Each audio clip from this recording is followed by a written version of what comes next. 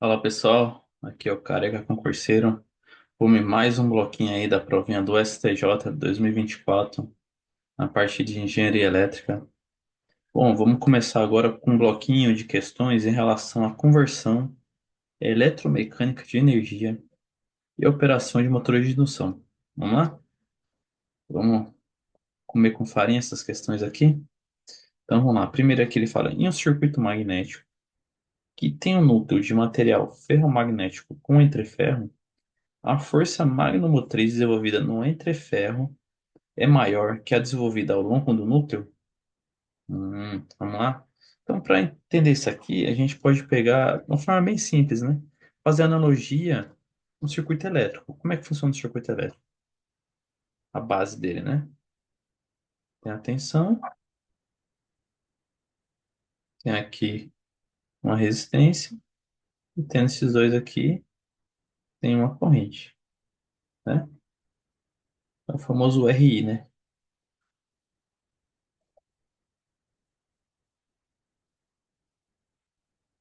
Tá bom? E no circuito magnético?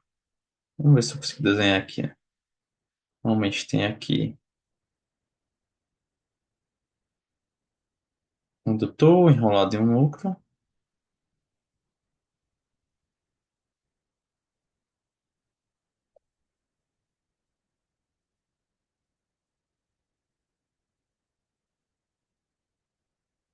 E aí o que acontece? Tendo aqui uma corrente I aqui, percorrendo o meu indutor, né? Com um determinado número de espiras, vai gerar uma força magnomotriz. Essa força magnomotriz vai gerar aqui um fluxo magnético, e todo esse núcleo aqui tem uma determinada relutância. Então aqui eles são análogos, né, na forma de funcionar. Isto é, isso aqui é a causa, esse aqui é a oposição, esse aqui é o efeito. Essa aqui é a mesma coisa. Esse aqui é a causa, esse aqui é o efeito, esse aqui é a oposição. Isto é, se eu pegar aqui o que que é o meu efeito? O efeito é igual a causa por oposição. Então seria análogo a falar que a corrente é igual à tensão pela resistência. Seria análogo a falar que meu fluxo magnético é igual a minha força magnética pela relutância. E aqui está falando o quê? Se tiver no meu circuito que tem um núcleo com o entreferro, ele está falando que a minha força magnomotriz é maior desse entreferro? Vamos lá? Vamos analisar isso aí? O que que ele está falando?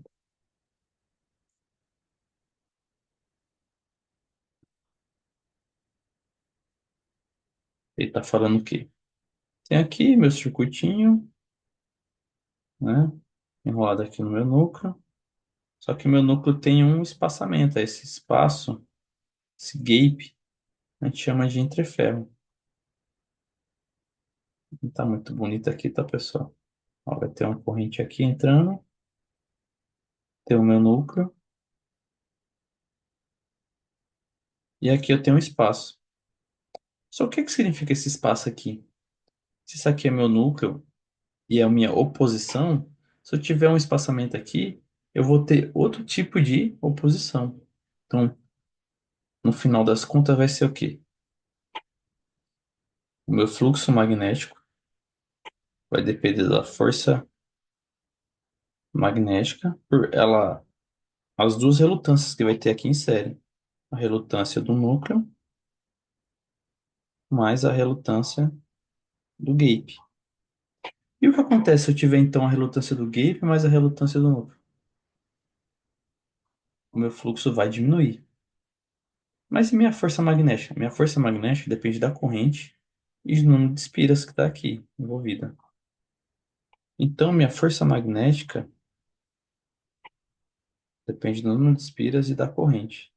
Logo, se eu aumentar aqui a relutância, minha força magnética não vai mudar.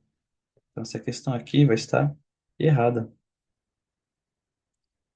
Minha força magnética não muda. Quem muda é meu fluxo magnético. Se ele fala isso aqui, pô, meu fluxo magnético nesse espaçamento aqui é menor, aí sim, porque nesse espaço aqui, ó, minha relutância aqui ela é muito maior nesse espaço aqui que tá vazio. Logo, meu fluxo magnético é muito menor, tá?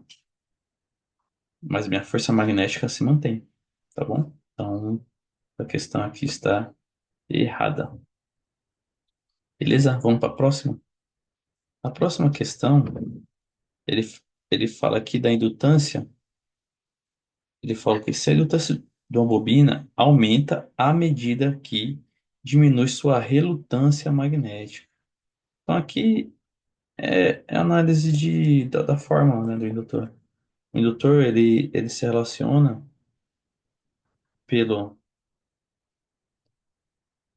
número de espiras ao quadrado dividido pela relutância. Mas ele falando que se a relutância aumenta à medida que diminui sua relutância. Então, se eu diminuir aqui, o que vai acontecer com a indutância? Ela vai aumentar. Você está perguntando se a indutância de uma bobina aumenta à medida que diminui a relutância. Exatamente. A relutância ela é inversamente proporcional à minha indutância. Logo, minha indutância vai aumentar com a relutância aqui diminuir, tá bom? Essa questão está correta. Próxima questão. Próxima questão, ele fala o quê? Ele fala, em rotação e em regime permanente, o fluxo magnético girante no entreferro do motor de indução trifásica induz no rotor uma tensão cuja frequência de deslizamento tem valor ligeiramente maior que a frequência de alimentação do estator? Tá. Ele está perguntando se a frequência de deslizamento gerada tem valor maior que a frequência de alimentação do estator, né? Na tensão que é gerada no motor de indução em regime permanente. Então, ó, o motor de indução está em regime permanente, rotação em regime permanente. O que eu vou entender? Que o meu escorregamento vai estar entre um valor entre 0 e 1, tá? Isso aqui já é fundamental entender. E a frequência de deslizamento, ou frequência induzida, ela é